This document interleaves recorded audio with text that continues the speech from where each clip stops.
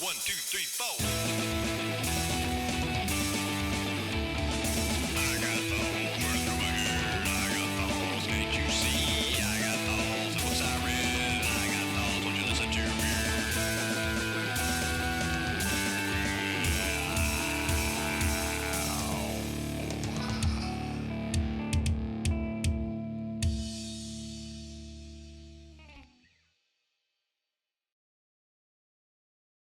In the back of Under the Amoral Bridge is a short story, which is called Feeding Autonomy.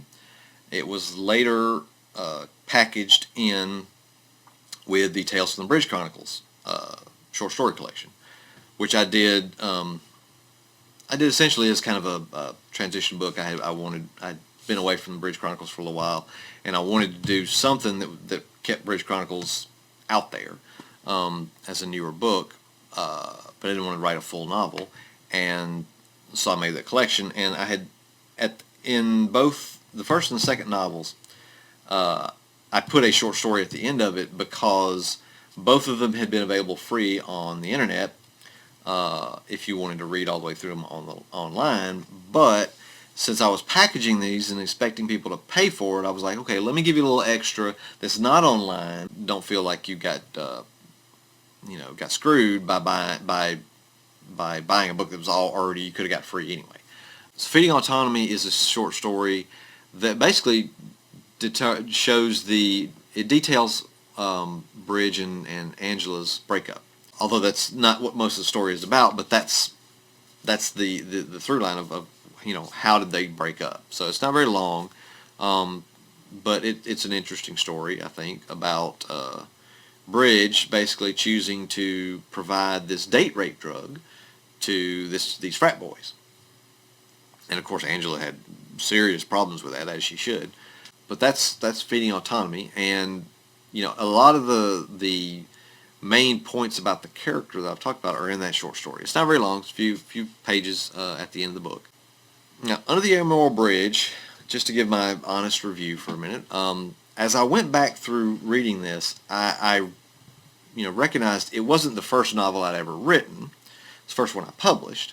But I was really, I like the writing. It's very stylistic. I thought it flowed well. I had forgotten, in writing the Stepping Stone stuff, I had forgotten how much extra kind of style I tried to put into the Bridge Chronicles stuff, and I think for the most part succeeded.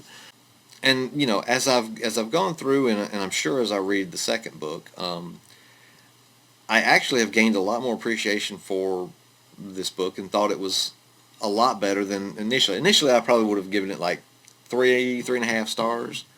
But now I probably would lean more towards like 4 stars because I think it holds up. It's funny looking back and realizing that some of the things that are in the history of this universe would have happened already in the timeline now, because we're in 2019 right now. And like there's a Venezuelan war in 2017, I think, in the books. And clearly much of that stuff was in the future when I was writing it, but it's in the past now, or would have been in the past now. And I often wonder if other authors who lived through the times when they, like, say, Philip K. Dick, do Android Dream of Electric Sheep, Blade Runner and all that, it was set in like 1999, 2000. And clearly we don't have replicants, we don't have flying cars, all that stuff. I wonder if he would have been like, oh, shit, now what do I do? Do I put it far forward? And I thought many times, since it's an ebook and self-published, I could go back and I could change all the dates and push them forward. But I decided against that. I thought, I wrote it, said it when I said it, and even though clearly it's not gonna, this history is not gonna come true, and it'll look weird in 2050 when people are reading this, if they do, going, this idiot, look what he was thinking was gonna happen. Where's the flying cars? But I think it's more illustrative of the times, both when I was writing it and my thoughts, in the future. I'm not a not a procrastinator. I'm actually a bad procrastinator. I'm not a prognosticator. I'm kind of just throwing guesses out there of why this could happen.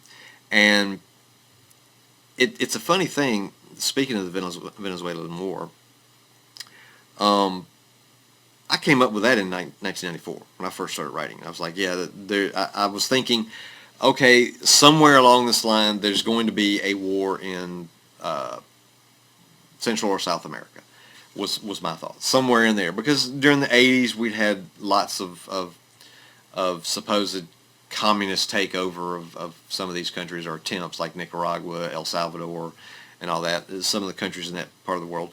And a lot of the literature I'd read at the time in the 80s was stuff like Macabolan and Phoenix Force and some of these action movie type things where, you know, a lot of the missions are set against El Salvador or Honduras or wherever.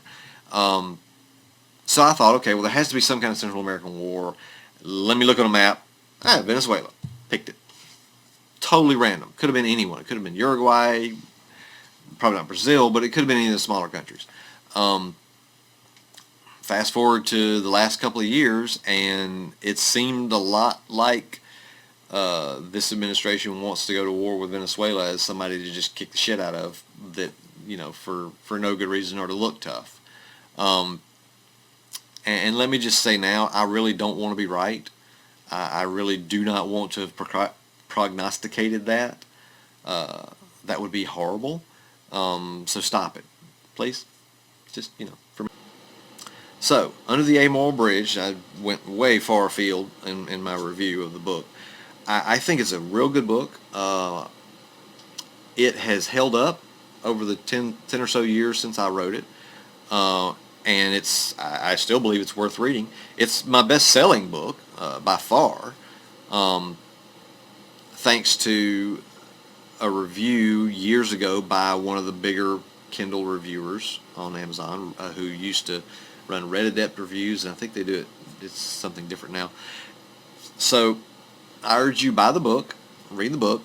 If you've bought it, read it any time in the past, or any of my books, please review them on whatever platform you have, you bought it on, or anywhere else that you talk about books with your friends. Please review it, because one of the things I've discovered over the years is the absolute best marketing I could ever do for my books is to have somebody else say, this is a good book. Like I said, that Red Adept review it immediately boosted my sales a huge number. So as many reviews as I can get is perfect. So give me a good review. If you have any suggestions, you have any thoughts about what I've said here today, comment down below. Subscribe to the channel over here, I believe. Give me comments. Share it on social media. Talk to me on social media. You can find my links down below. You can find links to all the books down below as well in the description. And I hope you have enjoyed my rambling.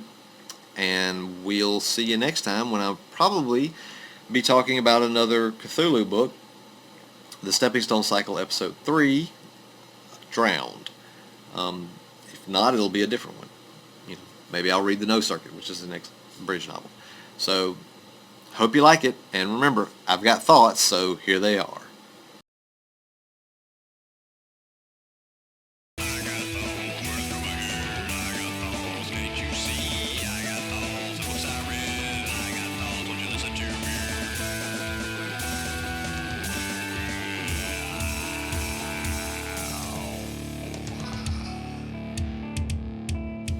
And